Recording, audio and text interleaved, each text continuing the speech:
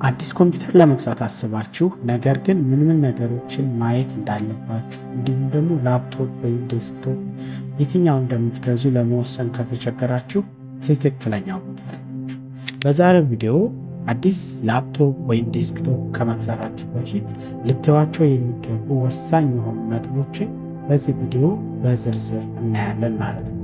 ለዚህ ቻናል አዲስ ከሆናችሁ ሰብስክራይብ ማድረግ እንዲሁም የደወል ምልክቱን መጫን እንዳትረሱ። አሁን ወደ ቪዲዮ ወሰዳችሁ።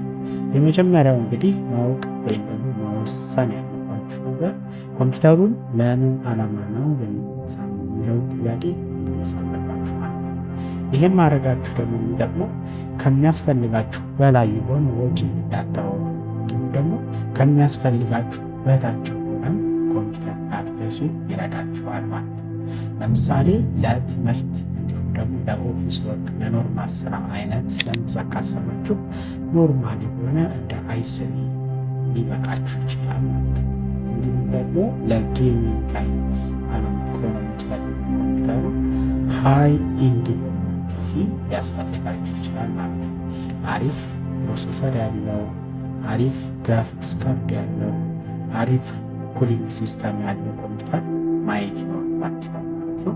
እንዲሁም ለፕሮግራሚንግ አይነት ዓላማ ደግሞ ከሆነ የምትፈልጉት አሪፍ ፕሮሰሰር እና ኤስኤስዲ አይነት ላፕቶፕ ትገዙ ተመራጭ ነው ማለት ነው። ሁለተኛው ማየት ያለባችሁ ነገር ፕሮሰሰር የሚባለው እንግዲህ ብሬን ኦፍ ኮምፒውተር የሚባለው ኢንቴል ከሆነ i3 i5 i7 i9 እንደ ኤኤምዲ ከሆኑ ደግሞ ራይዘን 3 ራይዘን 5 እያለ በተመሳሳይ ይሄዳል ማለት ነው። ይሄ ፕሮሰሰር እንግዲህ የኮምፒውተሩ ፍጥነት የሚወስን ነው ማለት ነው። ቢያንስ በትንሹ i3 ወይም ደግሞ ራይዘን 3 የሆነ ሚኒመም በዚህ ጊዜ መምረጥ ይኖርባችኋል ማለት ነው። ምክንያቱም የቆየ አይነት ኦልድ ፕሮሰሰር ያለው ከሆነ ስራችሁንም በዛው ልክ የሚያጓትትባችሁ ማለት ነው። ሶስተኛው ማየት ያለባችሁ ነገር ራም ነው። ራም ማለት ደግሞ መልቲታስኮችን የተለያዩ ስራዎችን አንድ ላይ እንድትሰሩ የሚያስችላችሁ ማለት ነው። በዚህ ዘመን ቢያንስ 8 ጂቢ ራም የሆነ ኮምፒውተር ወይም ደግሞ ከቻላችሁ ከዛ በላይ ታደርጉት በጣም ተመራጭ ነው ማለት ነው። ምክንያቱም ኢቨን አንድ ሶፍትዌር ለምሳሌ አዶቤ ፕሪሚየር ፕሮን ራሱ ዳውንሎድ ከማድረጋችሁ በፊት ምን ሪኳየርመንት እንደሚያሟላ ስታዩት ቢያንስ 8 ጂቢ ራም ሚኒመም ሪኳየር ማለት ትልልቅ አይነት ሶፍትዌሮች ወይም ደግሞ ሌሎች አይነት ብዙ ሶፍትዌሮችን አንድ ላይ ለመክፈት ስትፈልጉ ራም የወረደ ወይም ትንሽ ከሆነ ያንን ስራ በስሙዝ እንድትሰሩ አያስችላችሁም ማለት ነው። አራተኛ ልታዩት የሚገባው ነገር ደግሞ ስቶሬጅ እንግዲህ በሁለት አይነት መንገድ ነው አሁን ያለው። ኤስኤስዲ አለ፣ ኤችዲዲ አለ እና እነዚህ የስቶሬጅ አይነቶች የራሳቸው ልዩነት አላቸው። ኤስኤስዲ የሚባሉት በጣም ፈጣን እንዲሁም ደግሞ በዋጋ ደረጃ ውድ ናቸው። ኤችዲዲ ደግሞ የሚባሉት አብዛኛው ኮምፒውተር ላይ የሚገኙና ስፒዳቸው ከኤስኤስዲ ወረድ ያለ ዋጋቸው ደግሞ እንዲሁም ረከስ ያሉ ናቸው ማለት ነው። በአሁኑ ሰዓት ከቻላችሁ ሃይብሪድ የሆኑ ኤስኤስዲ ኤችዲዲ ያለው ልትገዙ ተመራጭ ነው ማለት ነው። ይሄ ለመሰላችሁ ደግሞ ኤስኤስዲ እንደ ዊንዶ እና ሶፍትዌሮችን ላዩ ላይ አድርጋችሁ ትጠቀሙበታላችሁ። ኤችዲዲ ደግሞ ለኖርማል ስቶሬጅነት ያገለግላችኋል ማለት ነው።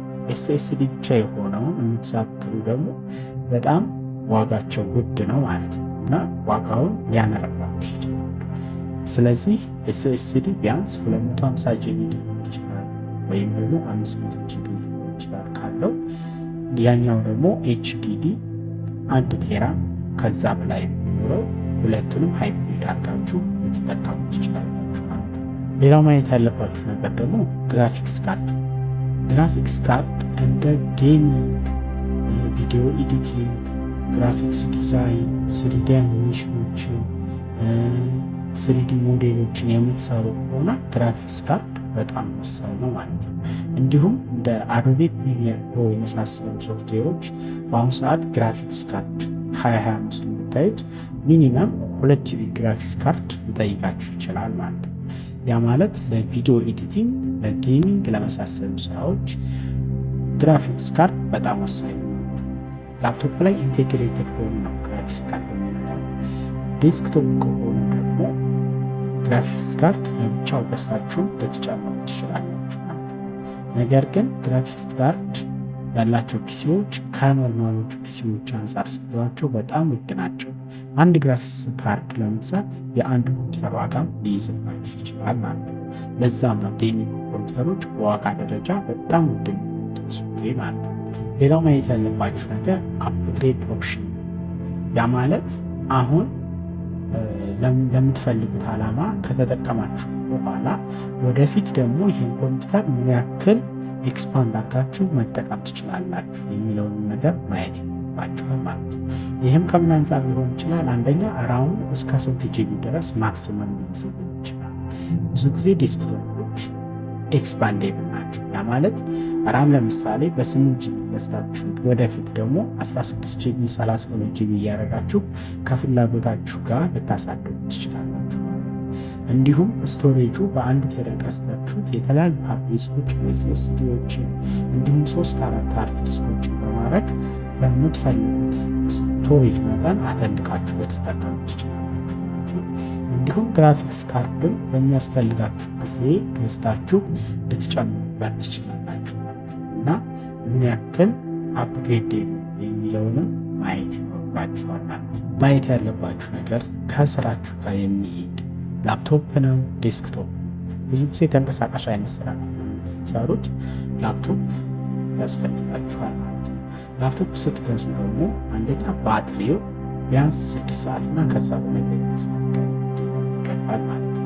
እንዲሁም ስክሪኑ ላፕቶፑ ሆነ ዴስክቶፕ ስክሪን ሪዞሉሽናቸው ደግሞ ቢያንስ በትንሹ ኤችዲ ወይም 1080 እንኳን መሆን አለባቸው። ጄኔሬሽኑን ማየት ይኖርባችኋል ማለት ነው። ይሄ ማለት ሌተስት ጄኔሬሽኖች እነዚህ ከላይ የዘረዘርናቸው ነገሮች ስለሚያሟሉላችሁ ከፍ ያለ ጄኔሬሽን በገዛችሁ ቁጥር እነዚህ ነገሮች እየተሟሉ ይመጣሉ ማለት ነው። ቪዲዮውን ከወደዳችሁት ላይክ እንዲሁም ሰብስክራይብ ማድረግ እንዳትረሱ። በቀጣይ በሌላ ቪዲዮ እስከምንገናኝ